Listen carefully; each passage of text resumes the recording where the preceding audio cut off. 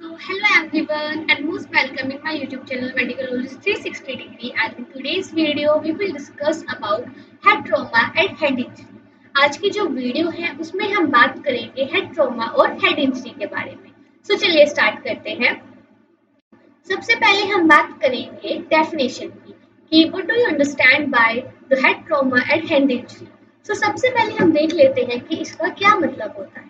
यहाँ पे जो वर्ड है that is head trauma and head injury, इससे आप सिंपली समझ सकते हैं कि it refers to any trauma to scalp, skull और ब्रेन। यानी कि जो हेड ट्रॉमा या फिर हेड इंजरी है उसमें क्या होगा कि किसी भी प्रकार की इंजरी या फिर ट्रॉमा आपके स्काल्प, स्कल या फिर ब्रेन में होने को हम क्या बोलते हैं, हेड ट्रॉमा या फिर हेड इंजरी हम बोलते हैं। Head trauma it may be range from minor bruise to traumatic brain injury. अगर हम हेड ट्रॉमा की बात करें तो ये रेंज कर सकता है माइनर ब्रूज से ट्रॉमेटिक ब्रेन इंजरी में। अगर हम बात करें कि यहाँ पे जो वर्ड है दैट इज ब्रूज, इसका क्या मतलब होता है। ब्रूज का मतलब होता है कि आप देखिए जब हम छोटे होते हैं तो जैसे जस्ट सपोज कि जब हम गिर जाते हैं या फिर हम जो है फॉल डाउन हो जाते हैं, हमारी चोट लग जाती है, तो उस टाइम पे क्या होता है कि जो पर्टिकुलर एरिया है वहाँ पे क्या होता है, पर्पलिश और ब्लूइश कलर का जो है एक मार्क बन जाता है, उसी को हम ब्लूइश बोलते हैं। इसमें क्या होगा कि जब कोई पर्सन है अगर उसको जो है चोट लगती है या फिर वो हिट होता है तो वहाँ पे क्या होगा कि वहाँ पे ब्लू और पर्पलिश कलर का एक मार्क अपीयर हो जाता है स्किन पे, उसी को हम माइनर ब्रूस बोलते हैं। और ट्रोमेटिक ब्रेन इंजरी का मतलब होता है कि जस्ट सपोज कोई पर्सन है और वो कार से जो है ट्रेवल कर रहे थे किसी वन प्लेस से दूसरी जगह पे वो जा रहे थे, और अचानक क्या होता है कि उनका एक्सीडेंट हो जाता है, तो उसको हम किस में कंक्लूड करेंगे, एक ट्रोमेटिक ब्रेन इंजरी में कंक्लूड करेंगे कि उनको जो ब्रेन है उसमें अगर इंजरी हो जाती है तो डेफिनेशन जो है इसकी बहुत ही सिंपल है। अगर हम आसान शब्दों में बात करें तो head trauma and head injury refers to any trauma to scalp, skull और ब्रेन। यानी कि किसी प्रकार की इंजरी अगर आपके स्काल्प को, स्कल को या फिर ब्रेन को हो रही है तो उसे हम हेड ट्रॉमा बोलते हैं। अब बात कर लेते हैं टाइप्स ऑफ हेड ट्रॉमा और इंजरी। अगर हम टाइप्स की बात करें तो इसे हमने दो पार्ट्स में डिवाइड करा है, primary injury and secondary injury. तो जो प्राइमरी इंजरीज होती है उसमें हमारा आ जाता है कंफ्यूजन, कंट्यूशन एंड लेसिनेशन। और जो हमारी सेकेंडरी इंजरी होती है उसमें हमारा आता है इंट्राक्रेनियल हैमरेज, जिसमें आपका सेरिब्रल, सब एरिकेनोइड, एपिड्यूरल एंड सबड्यूरल स्पेस में अगर कोई भी किसी प्रकार का हैमरेज होता है तो वो इंक्लूड होता है। साथ ही साथ हिमेटोमा और increased ICP and herniation of brain. ICP का मतलब होता है increased intracranial pressure. One by one हम तीनों को जो है समझने की कोशिश करेंगे। सबसे पहले हम देखते हैं कंक्यूशन, कि कंक्यूशन से आप क्या समझते हैं। It occurs following accelerative or decelerative injury and there will be transient loss of consciousness which may last over 3 minutes। अगर हम कंक्यूशन की बात करें तो इसमें क्या होता है, इसमें जो है कोई भी एक्सेलरेटिव या फिर डिसेलरेटिव इंजरी की वजह से ज़्यादातर कोज होता है। साथ ही साथ इसमें क्या होगा कि अगर किसी पर्सन को ये इंजरी होती है तो उसमें क्या होता है, जो उसकी कॉन्शियसनेस होती है वो उसको लॉस कर देता है, और जो कि अगर हम बात करें तो कम से कम 3 मिनट के लिए जो है पर्सन जो है वो अपनी यादाश्त को इसमें जो है खो सकता है। यानी कि जो उसकी कॉन्शियसनेस है वो उसको थोड़ा सा जो है 3 मिनट के लिए जो है वो उसको भूल सकता है।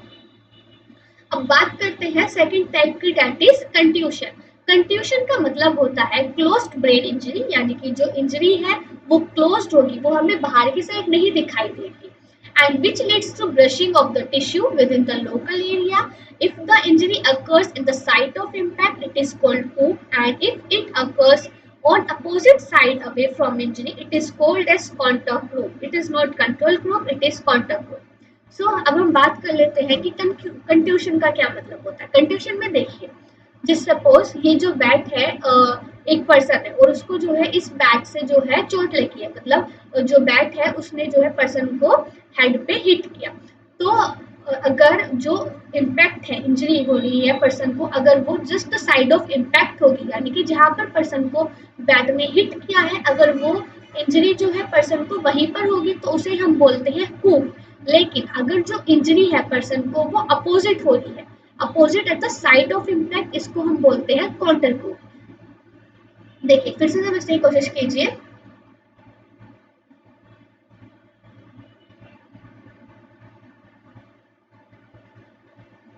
देखिए, ये just suppose this is bat, इस बैट ने क्या करा है कि पर्सन को हेड पे जो है हिट किया। अब जब पर्सन ने उसको हिट किया तो अगर जो इंजरी हुई है पर्सन को वो उसी जगह पर हुई है जहाँ पे बैट से पर्सन को हिट हुआ है तो उसे हम बोलते हैं हु। लेकिन अगर जो इंजरी है वो अपोजिट हुई है, यानी कि बैट ने तो हिट आगे की साइड किया था लेकिन इंजरी जो है वो पर्सन को हुई है, वो पर्सन को इंजरी अगर पर्सन को हुई है इस साइड पे तो इसे हम बोलते हैं काउंटर हु। नाउ अब बात कर लेते हैं थर्ड वन की, दैट इज लैसरेशन। लैसरेशन का मतलब होता है, जैसे कि आप वर्ड से भी समझ सकते हैं, it involves tearing of blood vessels due to penetrating trauma और injury and it is associated with bleeding. Laceration में क्या होगा कि जो हमारी ब्लड वेसल्स है उनकी टीयरिंग अप हो जाएगी और साथ ही साथ इसमें क्या होगा कि इसमें जो है हमें ब्लीडिंग यानी कि बाहर की तरफ जो है हमें ब्लड शो होगा।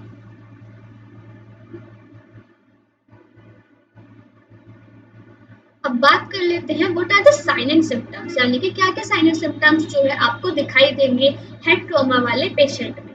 तो first one is loss of consciousness, जो पर्सन है वो अपनी कॉन्शियसनेस को खो देगा। साथ ही साथ इंक्रीज्ड आईसीपी यानी कि जो इंट्राक्रेनल प्रेशर है वो इंक्रीज हो जाएगा।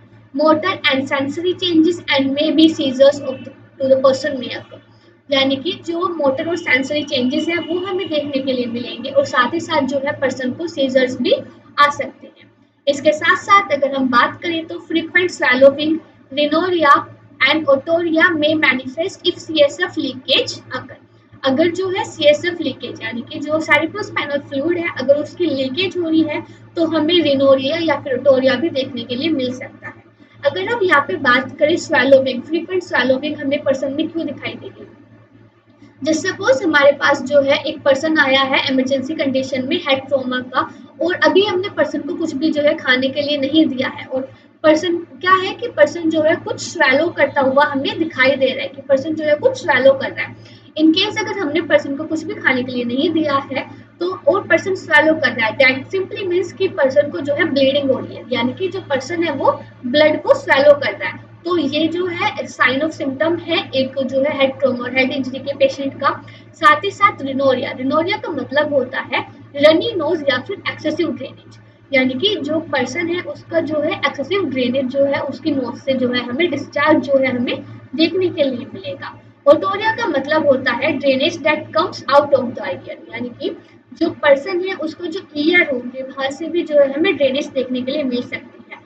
और अगर सीएसएफ लीकेज अगर हो रही है, यानी कि अगर सीएसएफ जो है सेरिब्रोस्पाइनल फ्लूइड जो है अगर उसका भी लीकेज हो रहा है तो ईयर से जो है हमें सीएसएफ फ्लूइड भी जो है देखने के लिए मिल सकता है। नाउ बात कर लेते हैं इसके साथ साथ हमें क्या देखने के लिए मिलेगा, इसके साथ साथ हमें उस पर्सन में देखने के लिए मिलेगा बैटल साइन।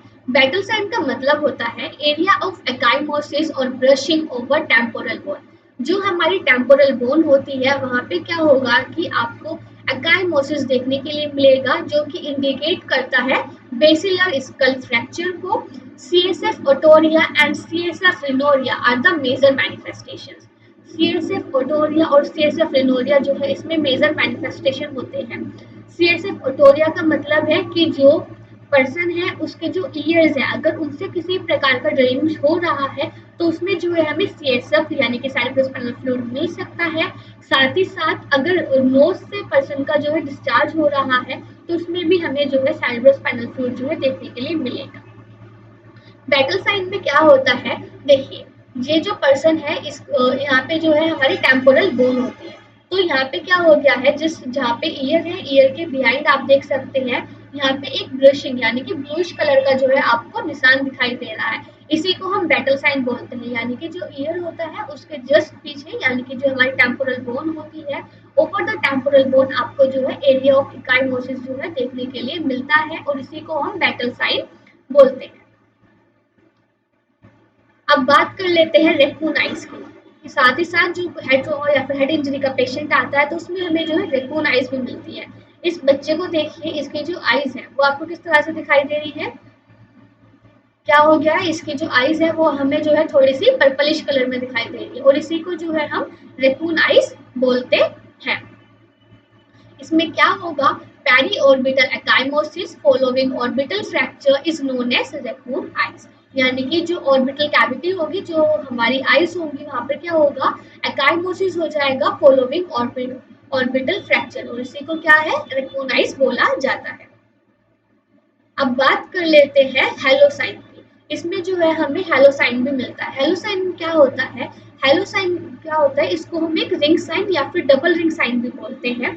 ये इंडिकेट करता है सीएसएफ लीकेज को। इसमें क्या होता है, drainage from the nose is collected over a white paper और filter paper produces characteristic halo sign following the ring of another concentric yellow colored ring will be formed by CSF। जब हमारे पास जो है हेड ट्रॉमा या फिर head injury का patient आता है और हमें जो है देखना होता है, तो उसमें क्या करते हैं कि जो भी ड्रेनेज होती है नोज से, अगर पर्सन की जो है ड्रेनेज हो रही है, तो उसको क्या करते हैं कि हम एक वाइट पेपर लेते हैं। जिस तरह से इस इमेज में हमने एक वाइट पेपर लिया है, उसमें क्या करेंगे कि जो भी ड्रेनेज पर्सन की नोज से हो रही है उसको आप कलेक्ट करेंगे उस वाइट पेपर पे। ठीक है, ये जो वाइट पेपर है इसे हम फिल्टर पेपर भी बोलते हैं। इसमें क्या होता है कि जो आपका अगर सीएसएफ लीकेज हो रही होगी, तो वहां से क्या होगा कि एक येलो कलर की रिंग जो है फॉर्म हो जाती है। जब नोज से ब्लड आ रहा है तो ब्लड के साइड में आपको क्या होगा कि एक येलो कलर की रिंग देखने के लिए मिलेगी, जो कि इंडिकेट करती है सीएसएफ लीकेज को। अब बात कर लेते हैं डायग्नोसिस की, हम डायग्नोसिस किस तरह से करेंगे। तो डायग्नोसिस जो है हम स्कल एक्सरे, यानी कि जो है हम स्कल जो है उसका एक्सरे करा सकते हैं, हम सीटी स्कैन करा सकते हैं, एमआरआई करा सकते हैं। एमआरआई जो है हमारी कुछ इस तरह से मशीन होती है जिसमें हम पेशेंट को अंदर की साइड भेजते हैं। साथ ही साथ जो है हम लंबर पंचर कर सकते हैं, सेरिब्रल एंजियोग्राफी कर सकते हैं एंड ईईजी। ईईजी मतलब होता है इलेक्ट्रोएंसेफेलोग्राफी। नाउ बात करते हैं ट्रीटमेंट की। क्या ट्रीटमेंट जो है हम पर्सन को देते हैं। It depends on the severity and location. जो ट्रीटमेंट होगा पर्सन का वो डिपेंड करेगा उसकी सीवियरिटी पे और उसकी लोकेशन पे, यानी कि किस तरह का जो पर्सन को ट्रॉमा हुआ है उसके बेस पे ही जो है हम ट्रीटमेंट पर्सन का स्टार्ट करते हैं। ड्रग थेरेपी जो है हम इंक्रीज करते हैं ताकि जो आईसीपी इंक्रीज हुआ है उसको हम ठीक कर सके। साथ ही साथ क्या होता है, इंट्यूबेशन एंड मैकेनिकल वेंटिलेशन जो है हम पर्सन को देते हैं। और क्या करते हैं, इन्वेसिव हीमोडायनेमिक मॉनिटरिंग जो है जो हमारी हीमोडायनेमिक होती है उसको जो है इन्वेसिवली जो है हम मॉनिटर करते हैं। एंड साथ ही साथ इन्वेसिव आईसीपी मॉनिटरिंग, जो इंट्राक्रेनियल प्रेशर होता है उसको भी जो है हम मॉनिटर करते हैं।